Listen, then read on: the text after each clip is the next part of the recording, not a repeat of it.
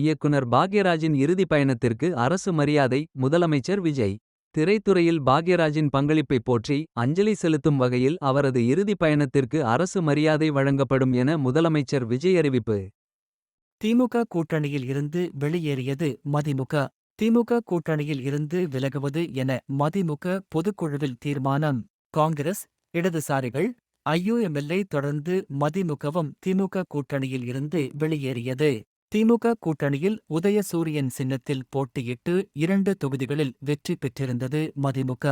Hydrogen எரிபொருளில் இயங்கும் நாட்டின் முதல் ரயிலின் அதிவேக சோதனை ஓட்டம் வெற்றி.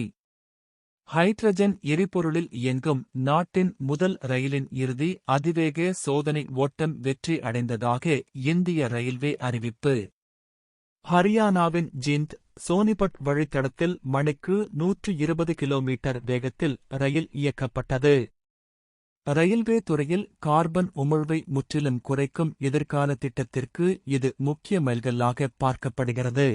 நாளை தேசிய போலியோ சொட்டு மருந்து சிறப்பு முகாம் நடைபெறுகிறது. தமிழ்நாடு முழுவதும் நாளை ஜூன் 28 தேசிய போலியோ சொட்டு மருந்து சிறப்பு முகாம் நடைபெறுகிறது. 43,051 மையங்களில் போலியோ சொட்டு மருந்து வழங்கப்படும். மக்கள் நல்வாழ்வுத்துறை. போலியோ சொட்டு மருந்துகள் வழங்கும் மையங்கள் காலை 7 மணி முதல் மாலை 5 மணி வரை செயல்படும்.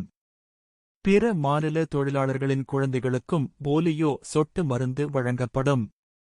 0 முதல் 5 வரை வயதிற்குட்பட்ட 52.91 லட்சம் குழந்தைகளுக்கு போலியோ சொட்டு மருந்து வழங்க ஏற்பாடு. தமிழக அரசு ஊழியர்கள் மருத்துவக் காப்பீடு உயர்வு. தமிழக அரசு ஊழியர்கள் மற்றும் ஓய்வூதியதாரர்களுக்கான மருத்துவக் காப்பீடு ரூ. 7.50 லட்சமாக உயர்வு. வரும் 1ஆம் தேதி முதல் ஜூன் 2031 வரை புதிய காப்பீடு திட்டம் அமலில் இருக்கும் என அறிவிப்பு. ஏத்வேல் வீட்டில் ரெய்டு.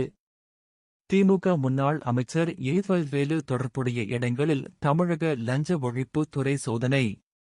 சென்னை, திருவண்ணாமலையில் உள்ள வேலு வீடு, அலுவலகங்களில் லஞ்ச ஒழிப்புத் துறையினர் சோதனை.